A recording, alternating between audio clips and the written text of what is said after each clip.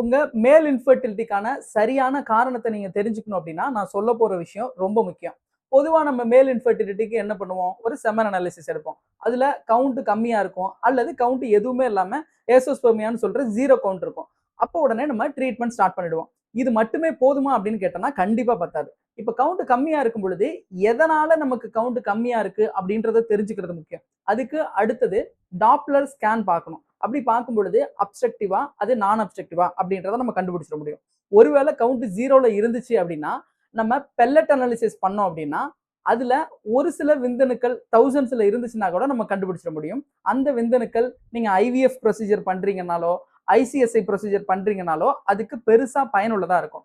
இதெல்லாம் நமக்கு நார்மலா இருக்கு அப்படின்ற பட்சத்துல ஃபர்தரா ஹார்மோன் இம்பேலன்ஸ்னால இந்த விந்தணுக்களோட உற்பத்தி பாதிக்கப்படுதான்னு பாக்குறதுக்கு எஃப்எஸ்ஹெச், எல்ஹெச், ப்ரொலாக்டின், டெஸ்டோஸ்டிரோன் இது மாதிரியான ஹார்மோன்ஸை நம்ம டெஸ்ட் எடுத்து பார்க்கணும்.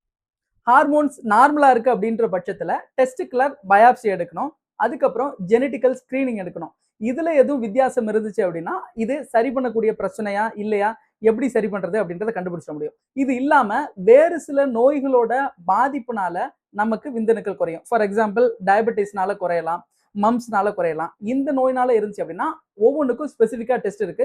அந்த டெஸ்ட் எடுத்து கண்டுபிடிச்சிட முடியும். இது எதுவுமே இல்லாமலும் விந்தணுக்களோட எண்ணிக்கை குறையறதுக்கு வாய்ப்பு இருக்கு. சித்த மருத்துவ அடிப்படையில நம்ம முக்குற்றத்துல இது மாதிரி நோய் உண்டாகும்.